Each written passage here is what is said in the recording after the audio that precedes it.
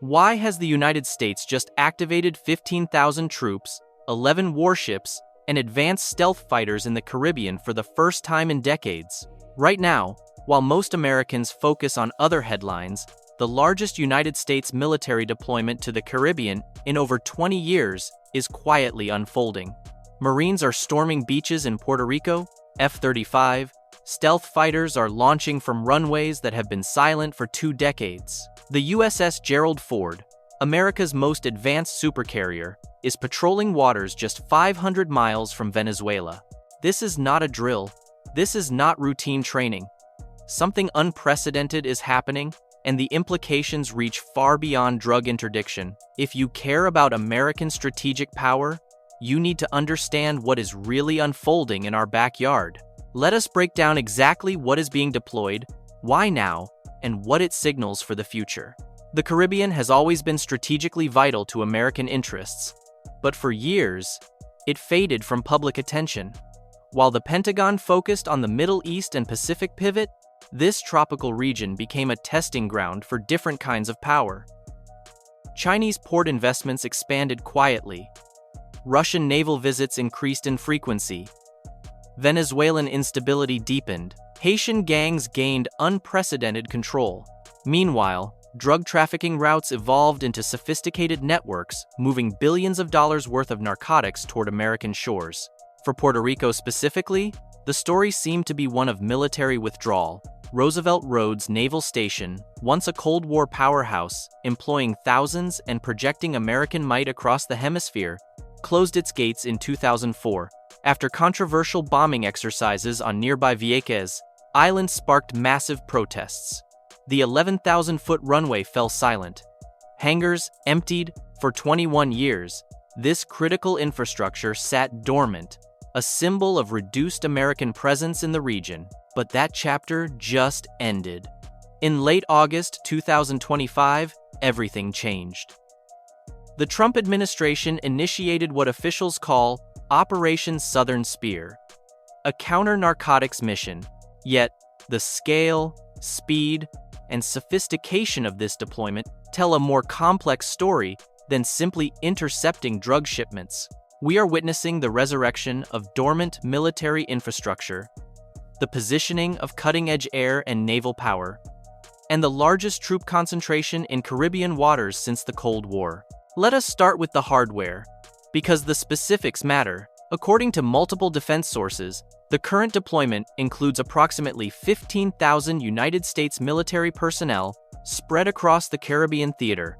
Roughly 5,000 of these troops are now stationed at bases throughout Puerto Rico, with the remainder aboard naval vessels operating in surrounding waters. The naval component is staggering. 11 warships are currently deployed in the region, including the USS Gerald Ford, America's newest and most advanced aircraft carrier. This floating city carries dozens of combat aircraft and represents the most sophisticated projection of American naval power on the planet. Accompanying the Ford are guided missile destroyers, amphibious assault ships capable of launching Marine Expeditionary Forces, and support vessels. These are not Coast Guard cutters chasing speedboats. These are blue water warships designed for high-intensity conflict. The air assets are equally significant. 10 F-35 stealth fighters have been deployed to Puerto Rico, specifically to the newly reactivated Roosevelt Roads facility. These fifth-generation aircraft represent the cutting edge of American air superiority. Each F-35B variant can take off and land vertically, operate from austere environments, and penetrate advanced air defense systems that would threaten older generation fighters. Their presence fundamentally changes the tactical calculus in the region. But here is what makes this particularly interesting. The Marines are not just sitting on ships. Elements of the 22nd Marine Expeditionary Unit have been conducting sustained amphibious operations, using landing craft to practice rapid deployment from ship to shore. They are training in Puerto Rico's challenging terrain and tropical climate, honing skills that go far beyond intercepting drug runners. We are talking about reconnaissance, infiltration, survival techniques, and combined arms coordination. The Special Operations footprint adds another layer. Reports confirm that elements of the 160th Special Operations Aviation Regiment, the legendary Night Stalkers who provide helicopter support for the most sensitive missions, are now operating in the Caribbean. When you deploy these highly specialized units, you are preparing for scenarios that require precision, speed, and the ability to operate in denied or contested environments. And then there are the unmanned systems. At least 3 MQ-9 Reaper drones have been photographed at facilities in Aguadilla, Puerto Rico. These are not surveillance toys. Reapers carry advanced sensors and precision munitions. They provide persistent intelligence, surveillance, and reconnaissance, and when necessary, they can deliver lethal strikes with remarkable accuracy. Roosevelt Roads itself deserves special attention. This base officially reopened in November 2025. After undergoing environmental remediation, runway restoration, and infrastructure upgrades. The 11,000-foot runway can handle the largest military transport aircraft and provides a strategic platform just 500 miles from the Venezuelan coast. In September 2025, Defense Secretary Pete Hegseth visited the facility alongside members of the Joint Chiefs of Staff and told assembled Marines and sailors directly, "What you are doing right now is not training. This is real-world operations on behalf of vital national interests to end the poisoning of the American people." That statement is worth pausing on. When the Secretary of Defense tells frontline troops they are conducting real-world operations rather than exercises, it signals something far more serious than routine patrols. It suggests active missions, immediate threats, and operational tempo that extends beyond preparation into execution. Geography explains much of this story. Puerto Rico sits at a critical intersection of Caribbean sea lanes, positioned between the Atlantic Ocean and approaches to the Panama Canal. From Roosevelt Roads, American forces can reach Venezuela in under 90 minutes by air. They can monitor shipping through the Mona Passage, one of the busiest maritime corridors in the Western Hemisphere. They can project power across the entire Eastern Caribbean arc, from the Virgin Islands down to Trinidad and Tobago. But the real advantage is political and logistical. Puerto Rico is United States territory. American forces can operate there without negotiating basing rights, without worrying about host nation sensitivities, and without the diplomatic complications that come with foreign deployments. There are no status forces agreements to navigate, no parliamentary approvals required, no risk of a government changing and suddenly demanding withdrawal. For military planners, this is gold standard real estate. The infrastructure already exists, even if it requires reactivation. Roosevelt Roads was built during World War II with deep water ports capable of handling aircraft carriers and submarines. The airfield was designed for heavy bomber operations, ammunition storage, fuel depots, maintenance facilities, and communications infrastructure all existed in some form, requiring renovation rather than construction from scratch. This allowed rapid operational capability compared to building new facilities elsewhere. Consider the alternatives.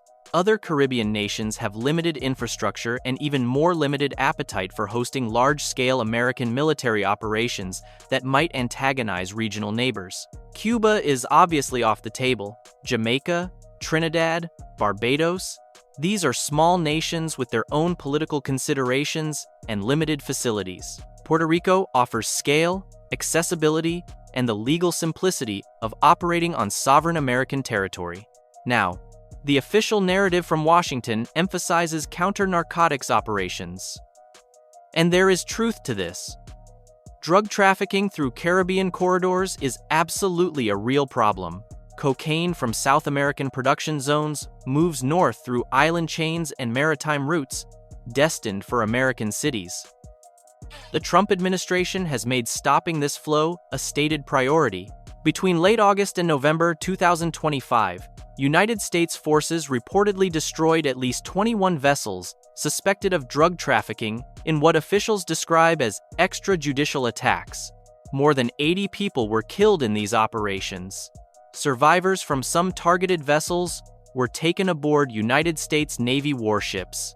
This represents an escalation in tactics, moving from interdiction and arrest to direct strikes on suspected smuggling craft. But here is where the narrative gets more complex. Experts, Venezuelan opposition sources, and even some Trump administration officials have acknowledged that a likely goal of Operation Southern Spear extends beyond narcotics.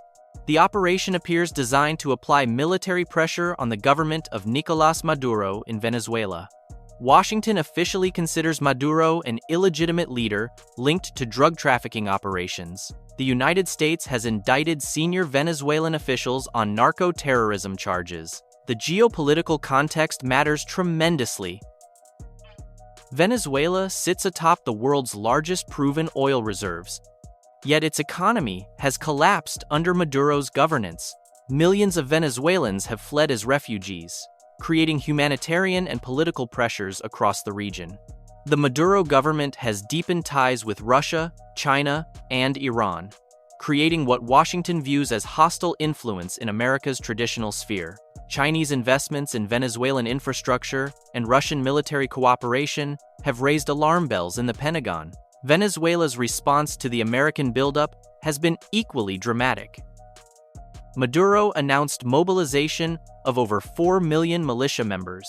Venezuela's defense minister ordered naval deployments around the country's main oil hub. Maduro publicly stated he would declare a republic in arms if attacked by United States forces. In late October, a Russian Il-76 transport aircraft under United States sanctions landed in Venezuela after a circuitous route over Africa to avoid Western airspace, carrying Pantsir S-1 and Buk M-2E air defense systems. According to leaked documents, Maduro personally wrote to Vladimir Putin requesting defensive radars, military aircraft repairs, and potentially missiles. He made similar requests to Chinese President Xi Jinping and Iranian leadership. This is not the behavior of nations preparing for drug interdiction operations. This is the posture of potential adversaries preparing for possible military confrontation. Meanwhile, Haiti's security crisis continues to deteriorate, with gangs controlling significant portions of Port-au-Prince and over 4,000 homicides recorded between January and May 2025 alone, a 24% increase from the previous year. More than 1.3 million people are displaced. The Caribbean is experiencing multiple simultaneous instabilities that create both risks and potential justifications for American military presence. What we are witnessing extends beyond any single operation or immediate crisis. This deployment represents a reassertion of American military dominance in a region that Washington has considered its strategic backyard for over 2 centuries. The Monroe Doctrine, formulated in 1823, declared that European powers should not interfere in the Americas. That doctrine is being updated for the 21st century to include Chinese and Russian influence. China's expanding economic footprint in the Caribbean has been steady and deliberate. Beijing has invested in port facilities, infrastructure projects, and diplomatic relationships across the region. While Chinese military presence remains minimal compared to economic engagement, the long-term concern in Washington is clear. Ports built with Chinese money could theoretically provide access for Chinese naval vessels. Economic dependence could translate into political alignment on issues where American and Chinese interests diverge. Russian involvement has been more overtly military, though limited in scale. In 2018, Russia sent 2 nuclear-capable bombers to Venezuela in a demonstration of reach and capability. Russian naval vessels have made periodic port calls in the Caribbean. However, Russia's ongoing war in Ukraine has strained its ability to project power globally. As one international relations scholar noted, Moscow's assistance to Caracas appears diminished, with only minor gestures like providing oil tankers to help Venezuela export crude to China. Russia is stretched thin and appears unwilling to significantly escalate confrontation with the United States over Venezuela while fighting in Eastern Europe. China faces similar constraints.